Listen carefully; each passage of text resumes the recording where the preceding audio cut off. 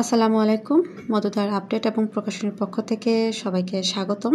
নবনিয়োগপ্রাপ্ত ৩৫১২ জন senior staff নার্সদের তথ্য নিবন্ধন আগামী ৫ই আগস্ট ২০২৫-এর মধ্যে ফর্মটি ফিল আপ করে দিতে হবে। তো প্রথমেই রোল রেজিস্ট্রেশনের কথা বলছি।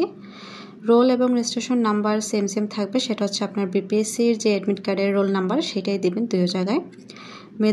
মেধাক্রম হচ্ছে আপনার মেরিট লিস্টের যে রোল নাম্বারটা সেটা দিবেন। নাম দিবেন আপনার বাংলায় জাতীয় পরিচয়পত্র অনুযায়ী, ইংলিশে দিবেন সেটাও এনআইডি কার্ড অনুযায়ী। এনআইডি কার্ড অনুযায়ী আপনার পিতার নাম, মাতার নাম, দুজনের নাম দিবেন। তারপর নেক্সটে দিবেন। নেক্সটে দেওয়ার পর স্থানীয় ঠিকানা আসবে, স্থানীয় ঠিকানা আপনার দিয়ে দিবেন। দেওয়ার পরে উপজেলা, থানা, আপনার উপজেলা থানা লেখার পরে নিজ জেলা এখানে ক্লিক করে সিলেক্ট করবেন। এখানে অনেক জেলার নাম আছে, এখান থেকে আপনার যে জেলা সেটা সিলেক্ট করার পরে নেক্সটে দিবেন। নেক্সটে দেওয়ার পরে প্রথমে যে অপশনটা সেটা হচ্ছে পছন্দ ক্রম নির্বাচন করুন। দেখুন এখানে মাদারীপুর, নরসিংদী, গাজীপুর, রাজশাহী, নাটোর, চুয়াডাঙ্গা, পিরোজপুর ও ঝালকাঠি সহ মোট 24টি জেলা ব্যতীত, মানে এই জেলাগুলো ছাড়া আপনাকে সিলেক্ট করতে হবে। তারপরে এখানে দিক নির্দেশনা দেওয়া আছে, যেটা পরে নেবেন। এবং নিচে আমি দেখতে পাচ্ছি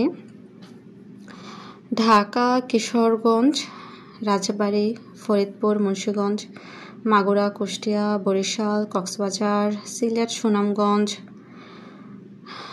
সহ আরও অনেক জেলা আছে। আর নিচে 415, 16, 14 এগুলো হচ্ছে কোন জেলায় কয়টা সিট খালি আছে সেটা লেখা, আপনাকে কষ্ট করে আর খুঁজতে হবে না।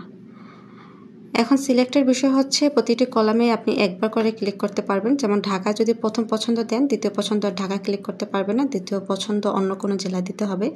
ঠিক এইভাবে তৃতীয় পছন্দ, চতুর্থ, পঞ্চম, ষষ্ঠ, সপ্তম করে আপনি টোটাল 40টা পছন্দ দিতে পারবেন। আর যদি সেটা না চান তাহলে প্রথম 5টা বা প্রথম 10টা পছন্দ আপনি দিতে পারেন, এটা আপনার একান্ত ব্যক্তিগত ইচ্ছা।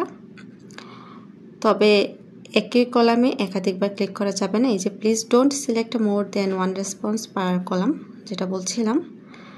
আর মন্তব্য, যদি আপনার কোনো মন্তব্য থাকে তাহলে মন্তব্য লিখবেন, আর মন্তব্য না থাকলে আমার মতো নো কমেন্টে লিখে দিবেন। তারপরে আমি ঘোষণা করছি যে ফর্মে প্রদত্ত সকল তথ্য সঠিক এবং সত্য আমি জেনে বুঝে আমার তথ্য প্রদান করেছি, হ্যাঁতে ক্লিক করে সাবমিট করবেন। তবে খুব সাবধানভাবে এটা সাবমিট করবেন, কারণ এটা একাধিকবার সাবমিট করা যাবে না, আপনি একবারই সাবমিট করতে পারবেন। সেক্ষেত্রে আপনার রোল নাম্বার এবং সম্পূর্ণ তথ্য সঠিকভাবে যাচাই বাছাই করে তারপর সাবমিট করবেন। ধন্যবাদ।